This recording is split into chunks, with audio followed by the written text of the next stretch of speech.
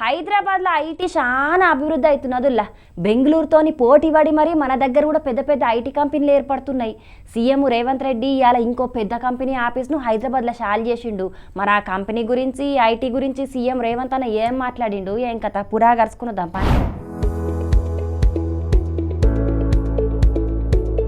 Microsoft సంస్థ గచ్చిబౌలిలో ఏర్పాటు చేసిన కొత్త క్యాంపస్ బంగులను ముఖ్యమంత్రి రేవంత్ రెడ్డి ఇయాల మంత్రి శ్రీధర్ బాబు ఆ కంపెనీ పెద్దలతోని కలిసి చాల్ చేసిండు. అటెన్కా ఆడ మాట్లాడిన సీఎం రేవంత్ అన్న తెలంగాణ మీద నమ్మకం ఉంచిన మైక్రోసాఫ్ట్ నాయకత్వానికి ధన్యవాదాలు. మైక్రోసాఫ్ట్ నిబద్ధత తెలంగాణ రైజింగ్ విజన్ కు తోడైతదని చెప్పుకొచ్చిండు.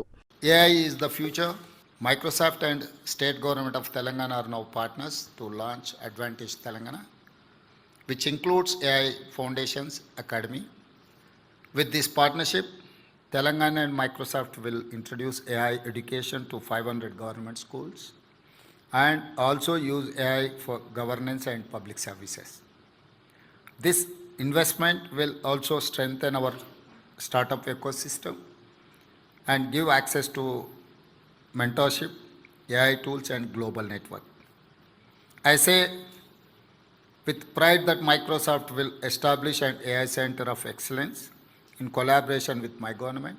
మైక్రోసాఫ్ట్ కొత్త ఆఫీసు షాల్ చేసిన సందర్భంగా ఏఐ సిటీలో మైక్రోసాఫ్ట్ ఏఐ సెంటర్ను ఏర్పాటు చేసేటట్టు రాష్ట్ర ప్రభుత్వంతోని ఒప్పందం చేసుకున్నది. అట్లనే ఏఐ రంగంలో 15,000 కోట్ల రూపాయల పెట్టుబడులు పెట్టబోతున్నట్టుగా మైక్రోసాఫ్ట్ ప్రకటించింది. ఇక అడ్వాంటేజ్ తెలంగాణ కార్యక్రమం కింద రాష్ట్రంలో ఉన్న 500 సర్కారు స్కూళ్లల్లో ఏఐ కోర్సును మైక్రోసాఫ్ట్ ఏఐ ఫౌండేషన్స్ అకాడమీ షాల్ చేసి దాదాపు 50,000 మంది విద్యార్థులకు శిక్షణిస్తదట. అట్లనే ఏఐ ఇండస్ట్రీ ప్రో పేరుతోని ఇంకో ప్రోగ్రాం షాల్ చేసి రాష్ట్రం అంతటున్న 20,000 మంది పరిశ్రమల నిపుణులకు ట్రైనింగ్ ఇచ్చేటట్టు ఒప్పందాలు చేసుకున్నారు. ఈ ప్రోగ్రాం అయిపోయినాక ఆడికేంచి టీ హబ్ కు పోయిన సీఎం రేవంత్ అన్న టీమ్ గూగుల్ తోని కూడా ఒప్పందాలు చేసుకున్నాడు. మొత్తానికైతే టెక్నాలజీలో దూసుకుపోతున్న హైదరాబాదు ఈ పెట్టుబడులతోని రేపట్ల ఇంకెంత అభివృద్ధి అవుతుందో చూడాలే.